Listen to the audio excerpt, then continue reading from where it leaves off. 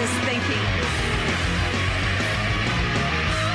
I'm dedicated to it. I can't be stopped.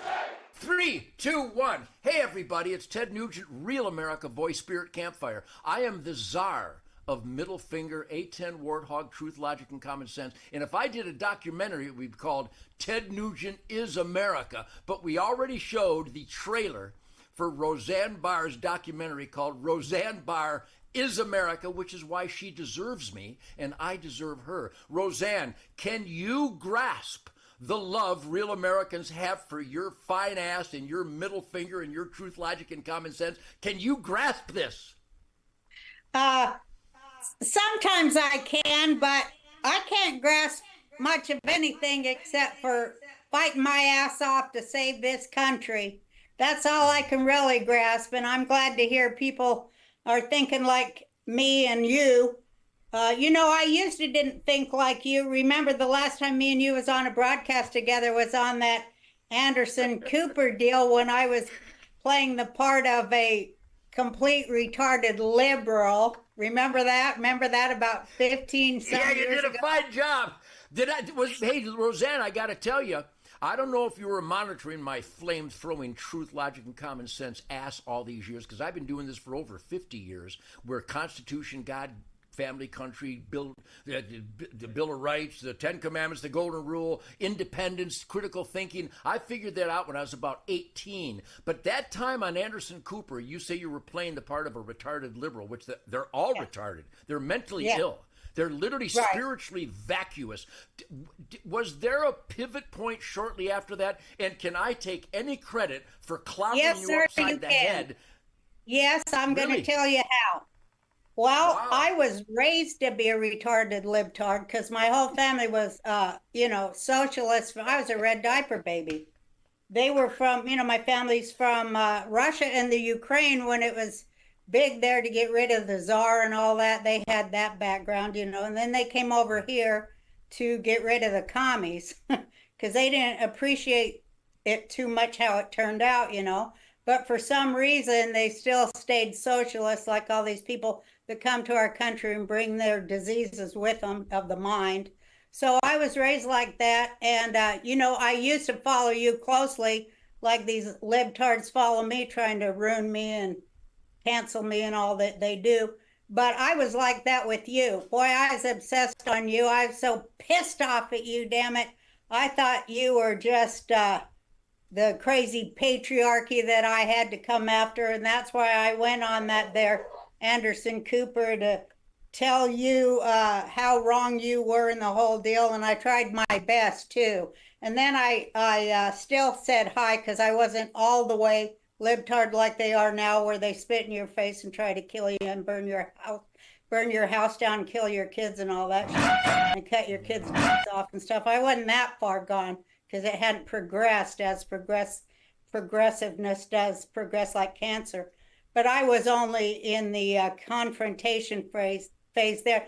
But I was still a nice person, sorta. So I talked to you and said, you and me ought to do a point counterpoint kind of deal. So and you said, yeah, that was a good idea. Anyway, so as I go home, and I'm like, I turn on TV to watch how brilliant I am, like all libtards.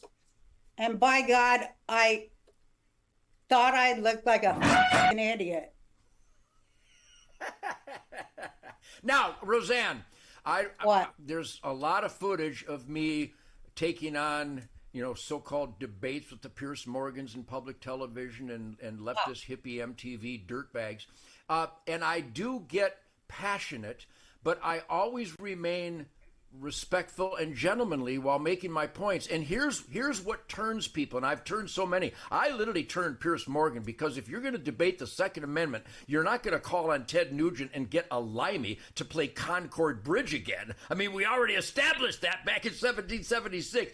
But you came to the truth, logic, and common sense because all of a sudden you were questioning the propaganda of liberal retardism, and you were seeing that if you wanted quality of life and freedom to be the best that you can be as a pursuit of life, liberty, and happiness, that the conservative mantra, it applied to individual freedom. It's not a huge leap, is it? Well, I'll tell you what turned me really I mean, that was a good crack in the head, seeing myself looking like an idiot. And it did crack me a little bit. And then I was living on the island, the big island, Hawaii, where I took my son to a school for gifted kids, and because he couldn't fit in regular school. And I moved there and I became an organic farmer, you know. And so we were, all the organic farmers over there was trying to prevent Monsanto's Roundup. They were forcing us to use it. They were making laws. And then I realized, my God, there ain't no government. They bought the government. The government is making laws on behalf of dirty, satanic corporations that wants to poison and kill the Americans. So I ran for president in 2012 on that exact issue about who bought our country.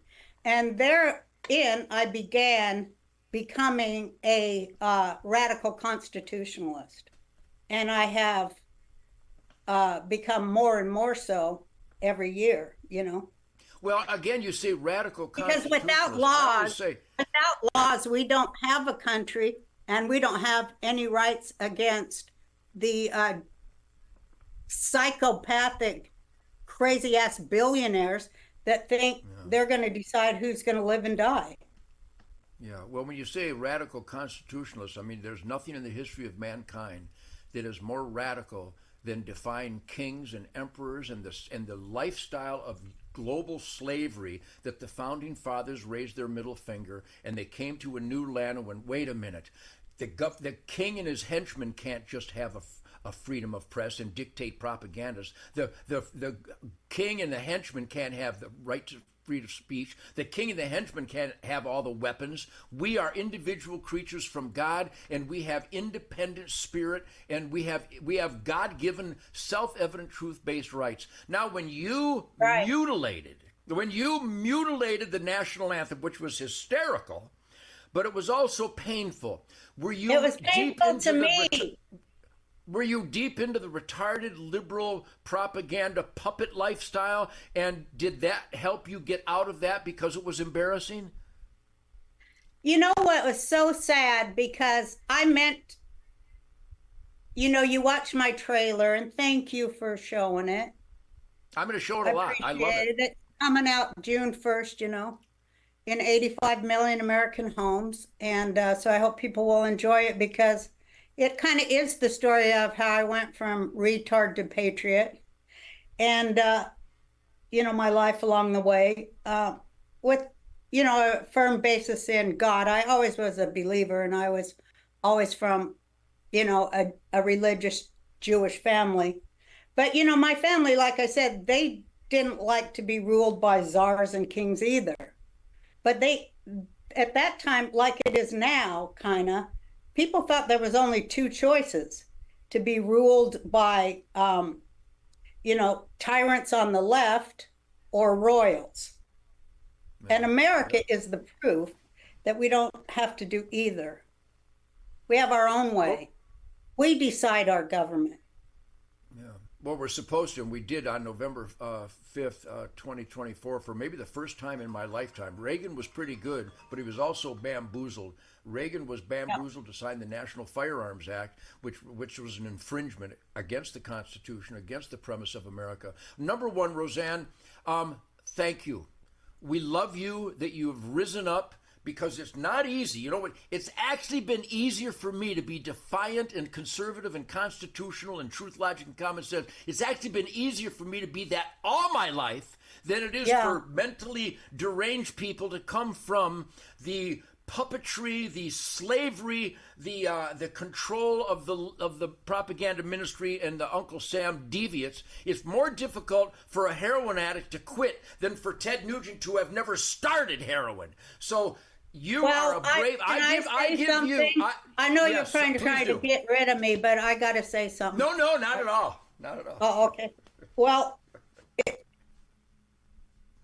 you have 2 minutes, and they're all yours. Okay. Sometimes the person that you're really angry at, like I was at you, they're trying to show you something. Yes. And you showed me something. And I hope that speaking of mental illness, I was indeed mentally ill. And I went through a healing process where I am now no longer suffering from horrible mental illness. And so I do have more common sense and I'm more centered.